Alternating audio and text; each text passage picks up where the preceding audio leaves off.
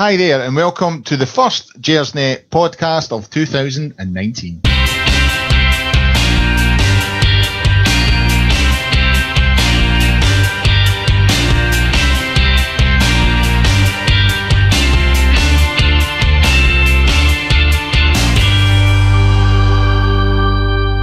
Hi there, and welcome to the very first edition of the Gersnet Weekly Podcast of 2019. We've been away, it seems like we've been away forever because of the winter break, obviously, and we had some technical issues last week, so we couldn't get a pod out last week. But we're back this week. We'll have a wee look at the game on Sunday against Livingston and a wee chat about various other bits and bobs that are happening in and around Rangers at the moment. So joining me tonight on the podcast is Christine Somerville. How are you, Christine? It's Colin, thank you very much. We should enlighten listeners that you were late because you were watching Fawlty Towers. I was, yes. Was Manuel on it? Was Manuel there? Oh, they were all there. It was a thing looking back at the whole series and John Cleese picking out his favourite moments. I'm going to be slightly controversial here. I think it's quite overrated, Fawlty Towers. Really? Oh well, there we go. We can't all have the same taste as long as we all support the same football team. Yeah, that's all that matters. As long as we support the same team, yes. And also joining us tonight is John McCallum. How are you doing, John? I'm well, Colin. I'm well, thanks very much. I'm better tonight than I was on Friday. What's your views on Fawlty Towers? I'm just hoping it's not an analogy for tonight's pod. Well, it kind of feels like that. Kind of feels like amateur hour at the minute, but I'm still all a bit ring rusty trying to get back into it because we've been away for ages. You know what I mean? It feels like we've been away. Technology's moved on. It has, aye. You know what I mean? The Brexit's nearly happening now. That's how long we've been away. You know what I mean? Yeah. So, right, we'll get right into it and we'll look at the game on Sunday. I, for one, was quite nervous about it. You know, we'd struggled there earlier this season. We obviously got beat there earlier on this season. I was looking at a start on Sunday. We've only won there twice in the last 8 appearances there, so obviously a lot to be worried about. But hey, it went well. It went very well. 3-0 win, making up for Wednesday's disappointing result at Kilmarnock, which we'll talk about a wee bit later on. John, I was quite happy with the performance. I was delighted with the performance. I'm certainly following the Kilmarnock game. It was a great performance. We could have scored 6. If you remember, Morelos had a couple of chances. McCrory had a very good chance fairly early on in the match. I didn't think Livingston really troubled us too much until towards the end. So I was delighted. It's been a hard place for a lot of teams this season. Livingston, I think, to be fair to them, have had a decent season. They've had a decent start to the season. I was delighted. I thought we went about it the right way. I thought our focus was on, and I was pleased with the team he picked as well. Well, coming into the McCrory chance, I think he should have scored that. I mean, that was a fairly easy chance. I also think Morelos, the one he hit the post, I thought he could have taken a touch and set himself before he hit that. Some ball for Candias. Wasn't it just? I thought it had a really, really good game. I thought he was outstanding on Sunday. So, Christine, the lineup, how did you feel about the lineup when you seen it? Obviously, there was issues at Kilmarnock. You know, Stevie G, he sort of changed the lineup and the formation to sort of accommodate Stephen Davis and Jermaine Defoe. Went back to his usual sort of 4-3-3 on Sunday. I thought it worked. It did work. Obviously didn't work. Changing the formation didn't work at Kilmarnock, unfortunately. But do you know something? I think, you know, he probably had to use Davis and Defoe, you know, with such high profile new signings. He's maybe realised, no, well, that didn't work, so we'll go back, and it did work. So, you know, hopefully he'll be able to use the entire squad, but, you know, sparingly. I don't think there's many players would be an automatic first pick, you know, team, you know, name on the sheet before anybody else. I thought Candias had a fantastic game. I was surprised Morelos getting the man of the match, although he was good. But I thought Candias for me was definitely was man of the match for me. I thought McCrory was good. Thought Liam Kelly was exceptional. Is there any truth in the rumour he was in the Crown Bar on Sunday night? But no, I think it did work, and I think that maybe that's the way we need to go. But do you know something? It's not worked in all our away games this year, so maybe he was right to Kilmarnock to try something different, even though it didn't work. My worry about, I mean, I'm delighted we've signed Defoe and Davis. You know, I know they're slightly older, but my main worry about it is what it does to, you know, the formation, because if he wants to get the two of them in there, then he will have to tinker with it. I think we saw on Wednesday at Kilmarnock when he goes two up front, I thought it took something off Morelos' game. He just didn't look at it. Whereas on Sunday there, although he didn't have as good a game as Candias, in my opinion, he was far more involved, looked far more at it. So that's my only problem, my only concern about the two players he's brought in is, you know, has he brought players in that are maybe going to give him problems in terms of formations and giving them game time and stuff like that? I just felt it was the wrong match to make that change. You know, Kilmarnock away is one of the hardest games of the season just now. Yeah. So it was a strange match to choose to make that change. The team that had played so well against Celtic, the formation that had played so well against Celtic, I understand this clamour to play Davis and Defoe, but I was still surprised that Gerrard went for it. I genuinely thought both would start on the bench, and the team that finished against Celtic, with the exception of Goldson, would be the team that started. I thought they deserved that. And I thought, just to pick up on what Christine said, I thought Candias, his performance on Sunday was as good as I've seen him play this season, and he's had a good season. I thought that was him saying, I should have started on Wednesday night, and you're not going to drop me for the next match, because look at my work rate, look what I give. That was the next point I was coming to, McCallum. I was going to call you with your second name. I can tell you're annoyed with me now for jumping ahead of you and getting called by the surname. It's because I'm looking at the monitor and because I'm looking at the screen. That's what's coming up.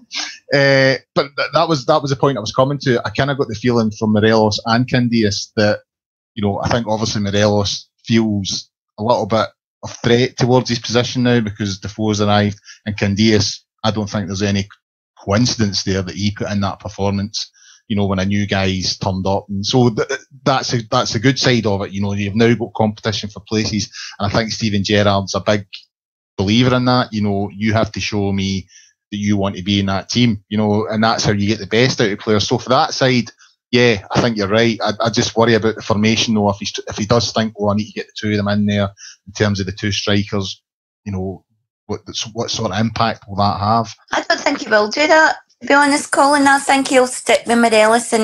But, you know, if Morelos had to get an injury or something like that, I'd much rather have Defoe coming in than Lafferty, to be quite honest. I agree. I think Defoe coming off the bench, even for the last 20 minutes of the game, last 15 minutes, that's a great thing to have. That's tired defenders, and suddenly you've got this guy coming on who is both wise, but he's also fast. I mean, you saw he's got a nice touch. He's fast over the first 5 to 10 yards.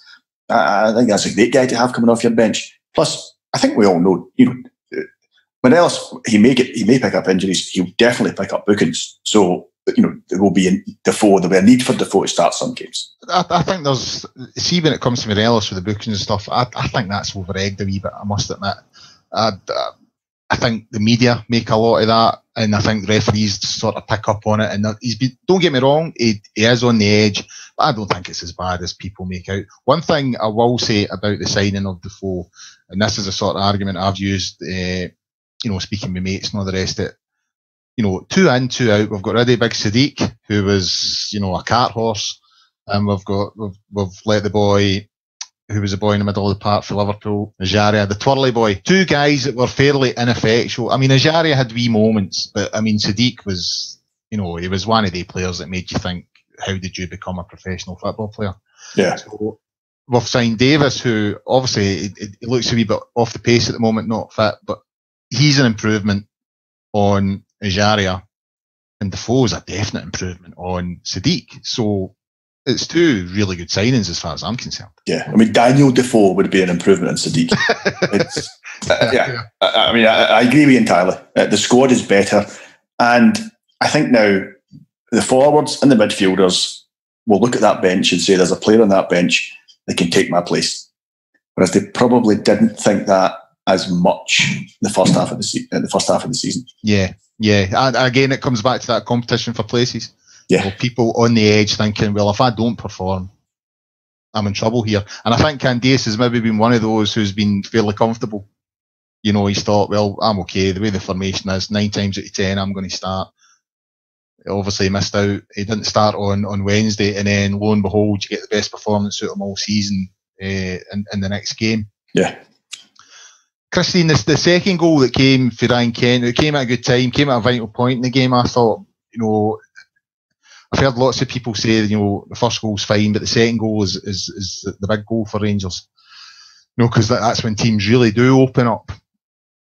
Came at a vital point, and it came for a guy who obviously returned against Celtic, and I think we've seen in the last 2 games what we missed when Ryan Kent was out injured. No, I agree, and I think it would have been a fabulous goal if he had scored the one just before his goal. He should have scored. I thought that was going in, and but no, he makes a big difference. I wasn't sure at the start with him. I was like, I don't know. He reminded me a wee bit of Barry Mackay, who I felt was kind of up and down in a lot of games, but he certainly, since the Celtic game, not that we've played that much, but he had a great game that day and a great game yesterday. So I do like him. It's just whether we can keep him or not. I was reading a thing with Klopp, saying how the experience is going to do him good. So I don't know whether we'll get the chance to sign him. Well, as good as he's performed for Rangers, with all due respect to the guy, the way Liverpool are playing now, and it was the same way as Sharia. Those are 2 boys I can't see getting into that Liverpool side any time soon, no, if at all. So you would imagine if we can find the money, then there's a deal on for Kent, as far as I could see. Hopefully. John, with the third goal, Morelos, there was obviously a lot of talk after the game towards Gerrard about, there's a couple of weeks to go until the transfer window. Now, my view is, I think Rangers would be daft to let Morelos go in January unless they've got a really good replacement lined up. I think he's playing the best football. His career at Rangers at the moment, I think it would make more sense. I'm almost resigned to losing him in the summer, I have to be honest. I think Rangers would be foolish to let him go in January, considering I know we had the upset at Kilmarnock, and that's kind of knocked us back a wee bit in terms of keeping on the coattails of Celtic. But we're in this title fight at the moment, so surely you wouldn't sell your best striker. You would hope not. I think we all know that if a bid comes in that's high enough, we'll let him go. And whilst we might not be happy about it, I think we all accept it. There may be some discussion around what that bid is and how high a number that is. But I think we accept that that's where we are just now. And a team, a team fighting relegation in the English Premier League or in Spain or in one of the big leagues could very easily come in and make us an offer that we would have to accept. And I think if we did accept it, there's not a ready-made replacement for Morelos. I can't see us being able to bring in somebody in the window that would do the job that he's done, because he's the best striker in Scotland just now. He's very important to our team. And even when he's not playing well, he does enough. His work rate is such that he continues to merit his place in the side. So yeah, it would be really disappointing. I thought his goal on Sunday epitomised him. He made the run. It was a tight angle. He'd missed a couple beforehand, but he kept his head up and he stuck it away. And it was a tight angle as well. See, when he went to hit it, I can't remember who was in the middle. There was someone in the middle. I think it might have been Arfield. I can't remember, but there was someone standing in the middle. And when he went to hit it at the angle he was at, instead of cutting it back, you mean? What are you doing? Yeah. And then he scored it. So you can't complain, really. But what would you consider an amount that Rangers could not knock back? What sort of figure are we looking at here? Because we're hearing the comparison I'm making is, Celtic have got Edouard and he's £9 million, and all the stats tell you that Morelos is a better player. So that's your starting bid right there. You know, it can't be anything under 9 million, surely. Well, I think that would. I think you have to be realistic about the current financial difference between the two clubs, and say, could Rangers as a club just now afford to turn down £9 million? That, you know, if you were the directors, if you'd put in personal money into the club, you'd be tossing and turning that night in your bed.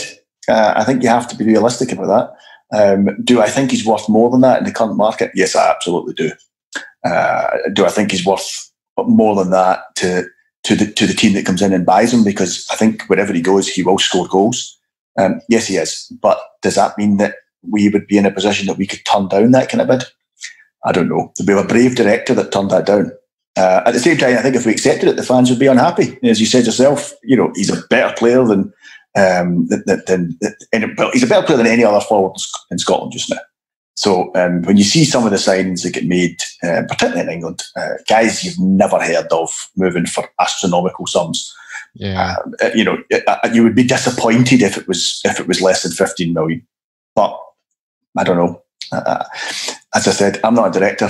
I haven't put in a personal guarantee. I don't have an awful lot of money in a club just now that still has, you know, it still has issues, particularly around merchandise and that side of things. It would be brave director that said no to that kind of money. But I think the only thing about that, John, is that, you know, we've got to remember that all the directors are Bears.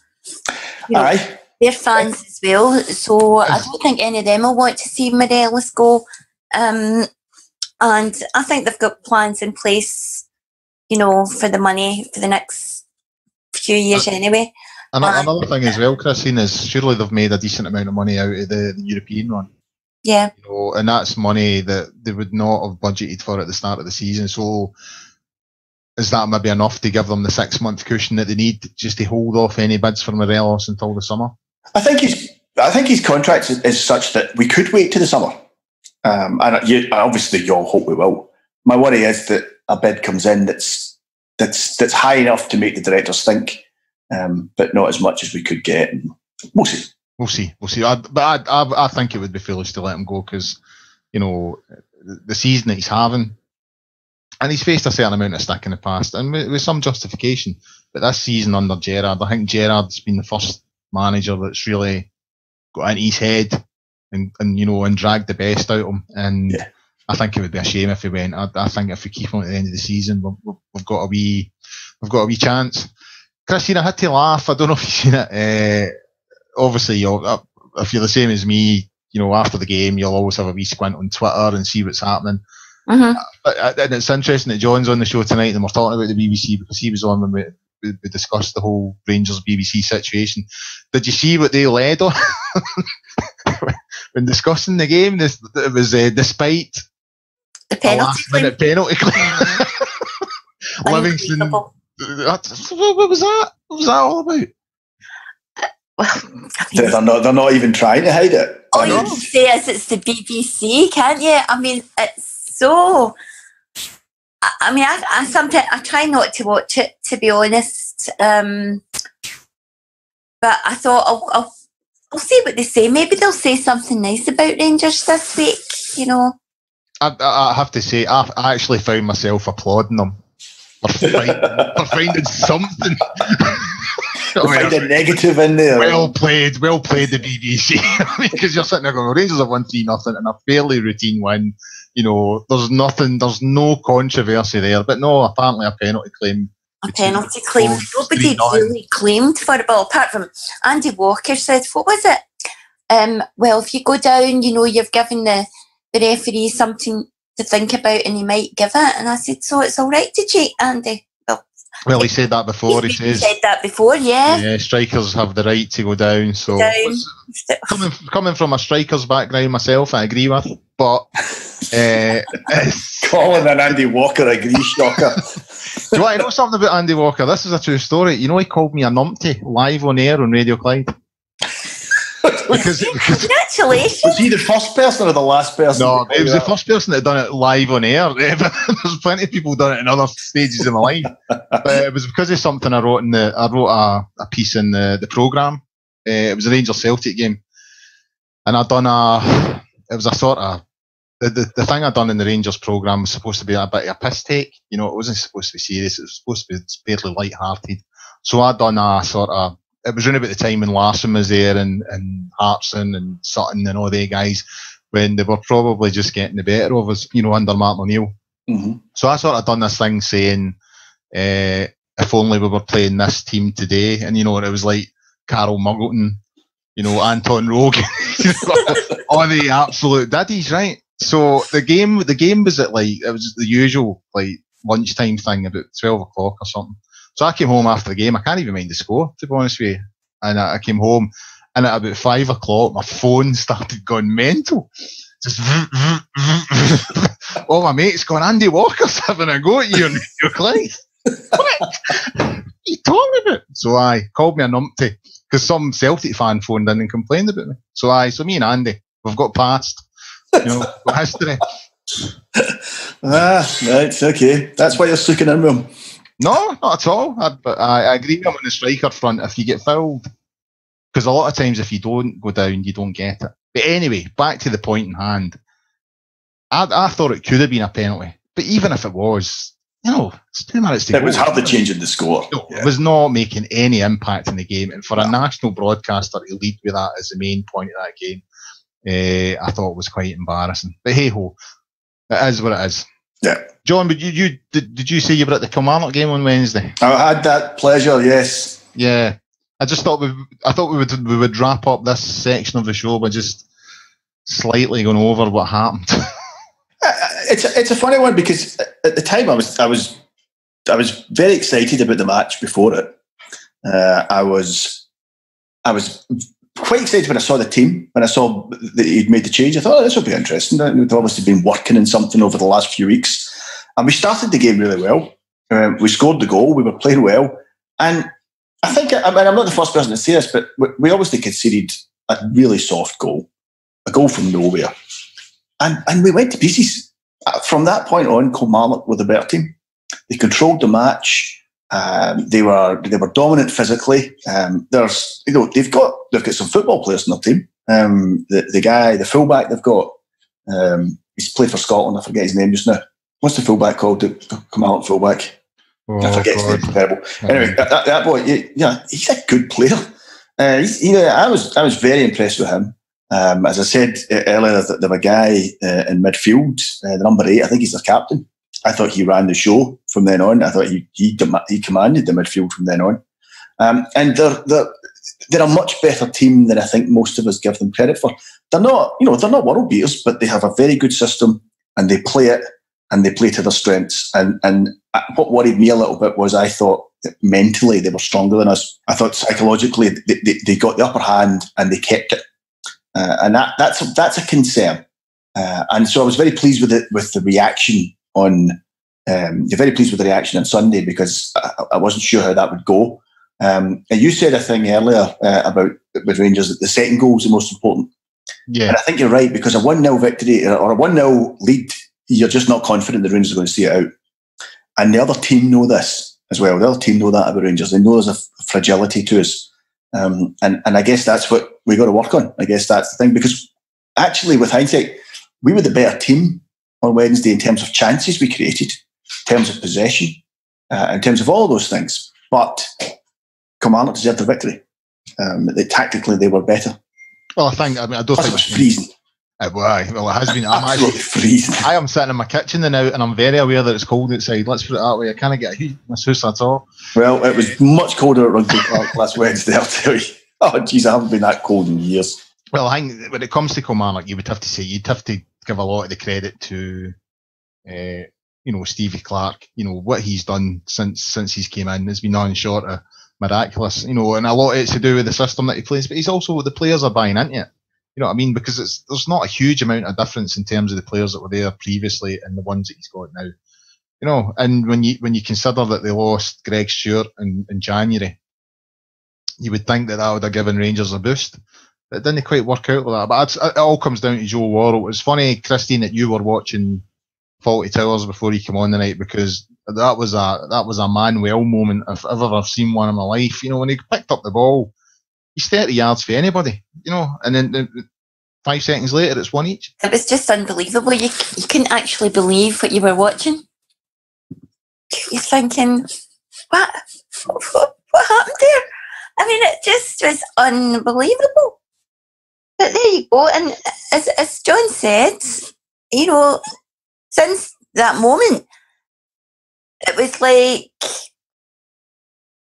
we were completely cut out. Some point in the game, yeah. And you want to know, so that really worried me is the minute I meant one each, I started to feel that. I thought, oh, here we go.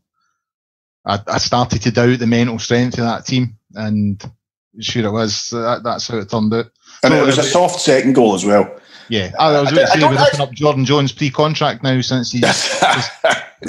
I was impressed with Jones. I thought he had a wee spell in the second half where he was very, very good. That's the first time I've seen him up close, and I thought I was actually quite impressed with him. He's a big lad. He's a bigger guy than you realise. I kind of had him down as a kind of slight winger, but he's actually quite powerfully built guy. But I thought Macaulay got a bit of stick for his goal. I actually felt Macaulay... I didn't think Macaulay did much wrong. I thought Macaulay was right to kind of, you know, go with him but not dive in. He was 25 yards out. Macaulay was on a booking. I didn't think there was any danger. And, you know, somehow or other he squeezes one in. I think McGregor should do better, but I also think Macaulay, in my opinion, was a wee bit guilty of standing off him a wee bit. I thought he could have closed the space a bit sooner, but yeah, I agree with you. And Jordan Jones, hopefully if he comes here, he'll sort of replicate that, because I've not seen a great amount of him, but when I have seen him, I think he looks a decent player. So overall, it was a disappointing night, but I do think we need to just stop and say, okay, we didn't play as well as we can. We created enough chances. We should have had a penalty, I thought, but we created enough chances that we should have scored again. Did the BBC lead with that on there? No, okay. I avoided social media after the match. They may well have done. Let's give them the benefit of the doubt. No, I'm not going to. No. Yeah, you know, on another night we would have scored 2 or 3. At the same time, I still think Kilmarnock deserve to win. I'm maybe contradicting myself a little bit here. It was very disappointing, and it was very disappointing because the first came back after that Celtic match. Yeah, we played so well. And we were all feeling like a corner had been turned, and here it goes. It was a cul-de-sac. So that's summed up the season. It's 2 steps forward, 2 steps back. Yeah, it's surprising, Christine, that we couldn't get the win, because apparently we've got this all-powerful kit man who makes things happen left, right, and centre. Yeah, Jimmy Bell. Yeah, controls the weather and controls everything. Well, maybe he just didn't, you know, have his magic wand with him on Wednesday night. What did you make of that shambles? I mean, the fact, again, going back to, you know, mainstream media, sort of, the Daily Record, I think it was, ran the story that he was the driving force behind getting that game postponed. When you listen to the interview with Donald Finlay, it's obvious he's just taking a piss a wee bit. He's just having a laugh. Yeah, it was just the daftest story. I think it sums up the state of some of the sports reporting in this country. It was very strange. Anybody who listened to that, how they could take it seriously, I don't know. I mean, it was daft, and I'm delighted to see the club of kind of helping Cowdenbeath to get the game on, because the forecast isn't great this week. No. I'm delighted. I noticed on social media today that they were showing photographs of the covers and the warm air underneath it and all the rest of it. That said, the area of the park, did you see the corner? I saw the photographs, yeah. I mean, if that has been what's got the game postponed, it does seem a bit of a farce, but yeah, I don't think it's got anything to do with Jimmy Bell. No, absolutely nothing. And neither did they. I don't think Donald Finlay thought that either. No, I mean, it was just, yeah. You know, we could do a whole show on the state of the media just now, and I'm afraid that was just another example of, you know, that I don't know. I think they get 21-year-olds to throw the internet and find stories and stick them on the back page because it was just embarrassing. Right, moving on to the next part of the show, and we'll have a wee discussion about, various bits and bobs. The January transfer window. There's a wee rumour about Tav going to Southampton. We're going to have a wee giggle at Neil Lennon and the stuff going on at Hibs at the moment. And a wee look at the St Mirren game at the weekend. But we'll start off, Christine, you mentioned something. I meant to bring it up in the previous part of the show and I forgot all about it. The pitch invasion the sort of mini pitch invasion on Sunday after Morelos scored the third goal. This is becoming it's a bit embarrassing now, is it not? I don't want to say I'm embarrassed by Rangers fans. I'm not. It's not embarrassing. It's what it might do to the club. It's been fairly calm so far. Stewards have got them off the pitch quite quickly, etc. But it's where it could lead if it keeps continuing. It's yesterday wasn't a one-off. It was, it's happened a few times this season.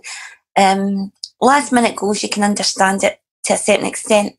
But yesterday was a wee bit, I just wish they would stop it.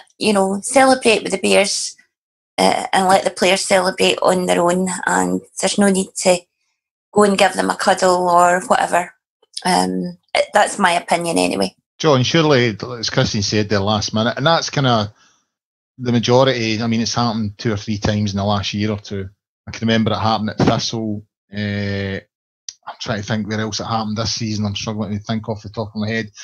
Was it not St Johnstone? Did a few come in the park at St Johnstone and Morelos scored in the last minute? Yeah, I think they did.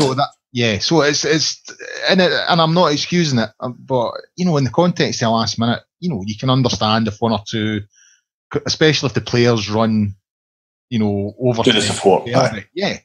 But yesterday, the third goal and a 3-0 win, and Morelos, I don't even think he left the park really to celebrate. And before it wasn't 50 or 60. He did leave the park, Colin, but it was his momentum that took him off the park rather than him running to the park. It was his momentum, the way he was running, shot at goal, and then he just continued. But when he started his celebration, he turned and sort of run to that main stand on the other side. He didn't run to the crowd directly behind the goal. So it just seemed, I saw the first young boy coming on, I thought, right, okay, but then more and more came on. I just thought, I don't get it. I just think one, that can lead to things as we saw at Hampden, when Hibs won the Scottish Cup. And 2, as you've pointed out, Christine, it kind of gives us a bad name. I think it points out is that the 3 of us are all very old. And we look at it with disdain. Look at these young people. What are they doing? I know. I'm sure I saw one that didn't even look like he shaved, John. Exactly. That's how young he was. I think it's kind of in fashion just now. You see it a wee bit in England. There was a funny one. Was it the weekend or 2 weekends ago? There was a guy. I think it was Charlton, and the same thing had happened. They'd scored a goal. A crowd of their fans had come on, and one of their fans came running up and he slipped and went right into the player. It's just like maybe last weekend, 2 weekends ago. It's all fairly recent. It's quite funny. And he takes their own player right out. And that could have been an expensive. That could have been our £15 million. Exactly. Yeah. So, I agree with you. They shouldn't be doing it. I agree with you that it doesn't look great for the club. It's the kind of thing that the club could get a fine for. It certainly gives it gives them ammunition. I think you also have to say, look, people have always invaded the park. So it was at a Scotland-England game, and I'll show you how long ago it was. I was at the schoolboys enclosure, so there must have been the mid-80s, early 80s, mid-80s. And you know what? I can beat that, John. But what I was going to make was there was a mini pitch invasion, and it was the most exciting thing for a 15-year-old. And needless to say, large Glasgow policemen with batons approached, and everybody jumped back into the enclosure again and never went anywhere. But the concept of invading the pitch is something that's been there. And when it's young boys, I kind of look at the club, and when I say the club, I mean Livingston, and you think, okay, well, where's the stewards and where's the police? If this is something that's starting to happen, then there probably needs to be better steward and better policing. And I also think that us older fans and the club probably need to say, look, guys, you have to stop doing this. Someone could get hurt. You could hurt a player, as we spoke about that Charlton thing. Somebody could get hurt. One of you guys could get hurt. Plus, it does annoy the opposition, and you just never know where that might lead. Yeah. So on the whole, it's a bad thing, but I think it's just one of these things that happens. I have to say, I was on the park once at Ibrox when Rangers won the league in 1987. As soon as his first year. Yep. To Murren. Now we never got a ticket for the game. Me and my dad were through. We never got a ticket for the game, but we hung about outside. And when folk started to leave, we got in. You get in. Yeah. We got in and we sort of seen them going round with the league trophy and all the rest of it. And I always remember my dad saying, "Right, go on that park, right? You've got to go in that park." So I'm sneaking down, and this steward starts standing there trying to stop me, right? And eventually I get on, and I got a wee bit of the turf and all the rest of it, and we put it in the back garden. But the one thing I always remember, do you remember the big square goalposts at Ibrox? Yep. Big square things, right? I always thought they were wooden, right? So I ran up to slap it. Oh, then they took my horn off. It's solid metal. It's like, I was like, Jesus. And I always remember slapping the big square goalpost. I miss the goalpost. I know that they've got to be standard now. Everybody's got to have the same, but I always quite like the fact that our goalposts were a wee bit different from everybody else. As I said, we're all getting really old. Really old. I enjoyed being on the reminisce about goalposts from the 80s. Well, I can better that, John. Going back to the 70s, I was at Wembley in 1977. Were you in that? Was that you in the top of the goalpost? I wasn't on the pitch. I was with my dad and my sister, and we were good. We didn't go on the pitch, but you can imagine. Remember that one with the goalpost broke and. Well, my father's told me about it. People were digging up the pitch. Well, it's always happened. I think that's the point I was making. It's always happened in football, and it went away for a while. It's come back. I think. Yeah, I mean, I think it needs to go away again. Don't overplay it. But yeah, it would be nice if it stopped. Yeah, I would agree with that. Christine, we had a wee discussion earlier on about some of the Defoe and Davis stuff.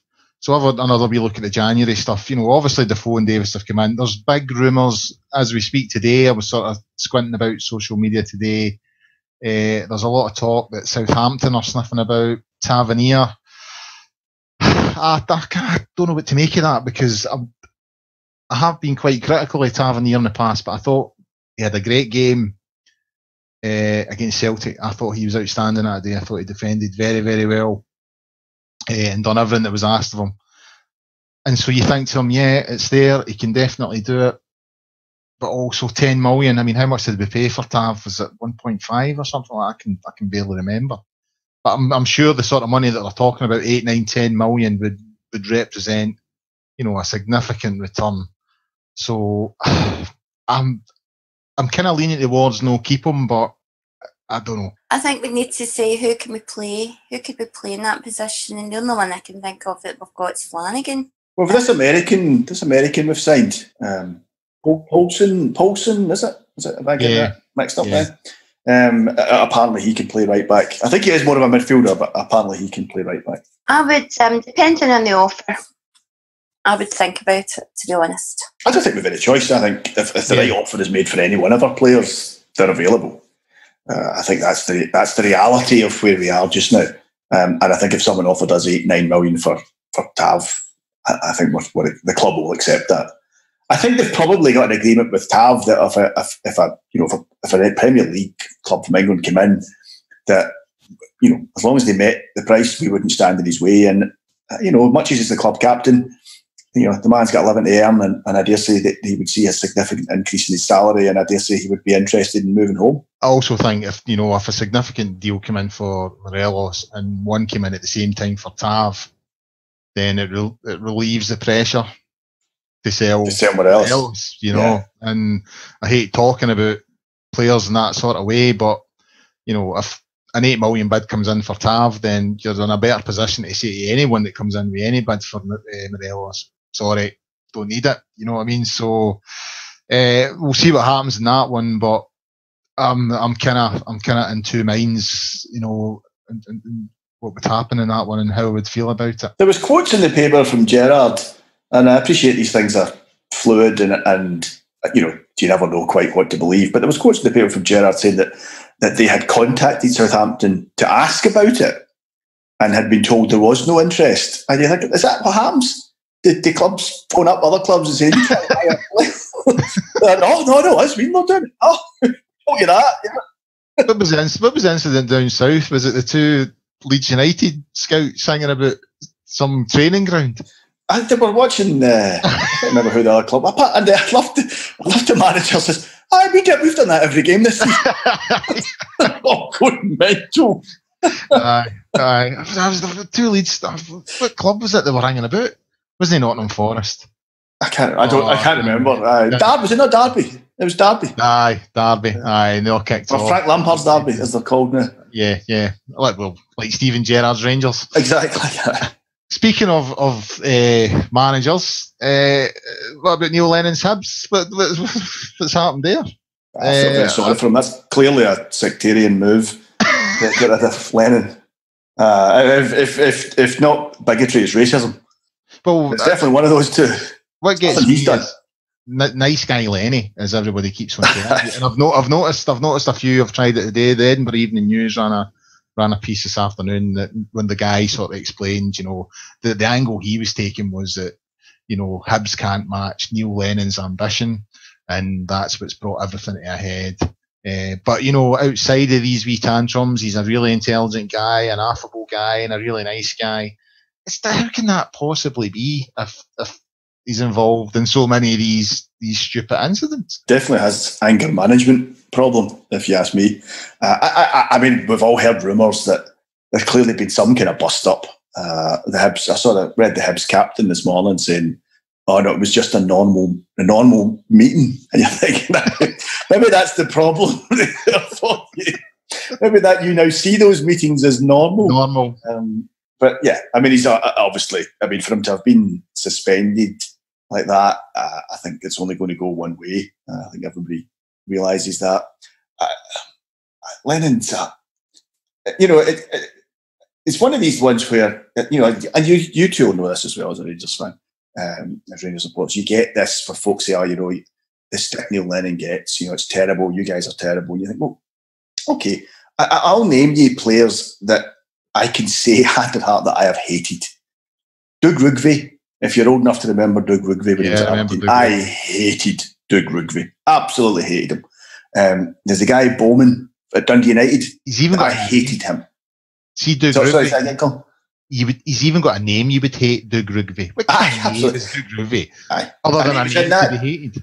He was in that Aberdeen team and they were a good team and they would come to Glasgow and he would come out to warm up and he would run down to the Coleman Road end and do his warm up there. And he just did it to noise us up. Yeah. And it worked. And you hated him. Absolutely hated him. Hated guy Dave Bowman, who was at Dundee United. Yeah, absolutely hated Dave Bowman. I couldn't stand him. And there's been other guys like that. I mean, Peter Grant. I hated Peter Grant. And he was another guy I absolutely hated. But you know what? I didn't hate any of them because of their nationality, and I didn't hate any of them because of where they went on a Sunday. I hated them because of what they did in a football pitch. And it's the same with Lennon. Any hatred I've got for Lennon, and maybe he might be a lovely guy. He might be the nicest guy in the world for I know. But on a football pitch and on a touchline, he really brings out the worst in me. And I think, well, you know what? It's odd because, I have my feelings towards Pat Bonner, who, as far as I know, spent most of his adult life in Glasgow playing for Celtic. I kind of like Pat Bonner. Seems like a nice guy. Played for Celtic. I thought, he played for them when they had a good team. He played for them when they had a bad team. He was there a long time. If you were at a function or at a restaurant or something and Pat Bonner was introduced to you, you'd say, nice to meet you. That would be your feeling towards him. Why do we not feel that way towards Lennon? It's got nothing to do with where he came from or what he believes in and everything to do with his football personality. As I said, I don't know what he's like off the pitch, but his football personality. Well, I used to work in a pub that was owned by Alex Smith, the former Aberdeen and Dundee United manager, and I knew Alex pretty well at one stage, and he swears blind that Neil Lennon is the nicest guy you'll ever meet.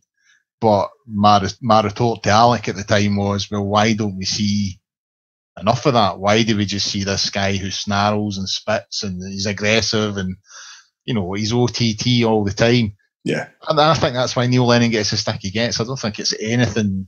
Don't get me wrong, I think there's an element to it with some Bampots, but I think the majority of it is just because of how he conducts himself on the football part. Christine, in your line of work, would you know if Neil Lennon being suspended is down to gross misconduct? I wouldn't know, no. No. But it sounds, I mean, there are only, so many reasons you can get suspended, isn't there? Yeah, he's obviously crossed some line. He's done something that suggests it's very serious. And I suppose we'll just need to wait and see if it comes out. Well, I heard a rumour that he'd got sight of Scott Allen's tattoo and had just totally lost the plot. Don't know if that's true, but that's what I heard. Have you seen Scott Allen's tattoo? No. I've not seen it, Christine? Oh, no. He's got a Rangers tattoo in his chin. I thought that was just a rumour. No, he's got it depicts a dad and a wee boy walking down the tunnel at Ibrox onto the Harlow Turf. Right. And he's had that for a number of years.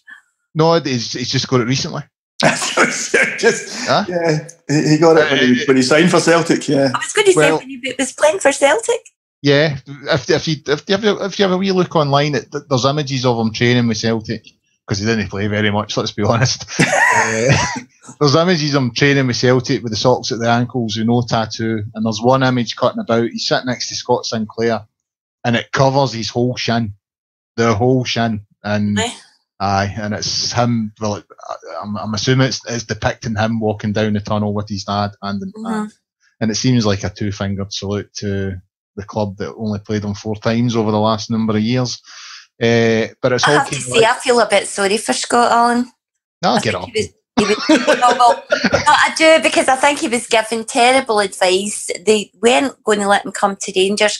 Why he went to Celtic? That's what I don't know. I just don't understand that. But he was desperate to come to us, and I thought he was a good player, but... he couldn't have been that desperate to come to us if he joined Celtic. Well, see, at the end of the day, all he needed to do was sit it out for 6 months. Exactly. Aye. You know what I mean? It wasn't like he was in the middle of a 4-year deal or something like that. All he needed to do... Was he not in a position to sign a pre-contract? I don't think so. No, I don't think... No, I don't think he was. If he sat it out, Christine, he was available. Yeah, it was in the last year. Honestly, I'll take, obviously, if that's what you're saying, yeah, then that's great. But, you just don't know whether he would have, you do this, otherwise you'll disappear, you'll not be in the team, you'll blah, blah, blah, we'll do this, we'll do that. Don't know. I do feel a bit sorry for him because I liked him as a player when he was with Hibs. Yeah, he was a good player, and I thought him coming to Rangers was a stick on, I must admit. But yeah. I think... I think a blind man could have seen that Celtic never really had much ambition for the boy. They just wanted him. They just didn't want him to come to Rangers. Yeah, that's it. That's exactly what it was. So for him, I know money plays a big part in it, but for him not to recognise that. And as I say, they signed for Celtic in the August. Come December, he was free to speak to clubs. He was free to sign a pre-contract. Now, at that point, Hibs have to make a decision. They say, right, we either let him go now and take a fee, or we let him go for nothing in the summer. But 6 months, and he could have had the deal that he wanted and moved to Rangers. So I think that's why a lot of Rangers fans don't feel a huge amount of sympathy for him.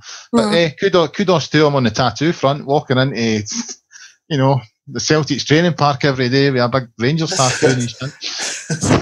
Brendan, what is it about me that's not getting me a game? Well, we all know now, and it would appear that it's had a knock-on effect in Neil Lennon as well. He's been doing alley on the back of it as well. Right, guys. Edinburgh managers are fun this year, haven't they? This season, it's all happening through here. Craig Levine's good fun, I must admit. You know what I like about Craig Levine? He mirrors how I feel about life right now, because I've kind of reached that middle age, I hate everything kind of stage of my life. So every time it's gone full circle back to 40 Towers. That's it. So every time Craig Levine opens his mouth, I'm like, nah, I can understand why he thinks that. Especially when it comes to somebody like Michael Stewart. You know what I mean? He's an absolute fud. So, yeah. Yeah, I like Craig Levein, and he can overstep the line sometimes, but no, he's been good entertainment this year. Anyway, guys, thought we would wrap it up and have a wee look at the St Mirren game at the weekend. First things I'll say is, are we both going? Yes. I'm afraid I'm not. I can't make it this weekend, so no. You're not going? Watching some dodgy stream somewhere. You'll be there. I'll be there. First time. I think it's the first. I wasn't at the Helsinki game, so this will be my first trip through this year. So yeah, looking forward to it. How are we feeling? How are we feeling about the game? How we should approach it? I'm probably overconfident, to be honest. We're at Ibrox, bottom of the league team. I'm looking for at least 5 goals. That would be nice, because I did notice the other day that the goal difference between us and Celtic is starting to, I think they're about 10 in front of us at the moment, so a wee 4 or 5-0 would be very handy. I mean, I think we know beforehand St Mirren are going to sit deep. St Mirren are coming for the draw. Any point, any result they get is a big bonus for them. It will not be pretty. There will be times where we'll need to dig in and get around them, because they're going to come at us physically. We need an early goal, and we need to, hopefully the support don't go in the back if we don't get that early goal, because we should beat St Mirren at home, we should beat St Mirren away. They're having a poor season. These are games that that should become, as I think you said earlier, they should become routine. Routine one, yeah, that's how I would view it.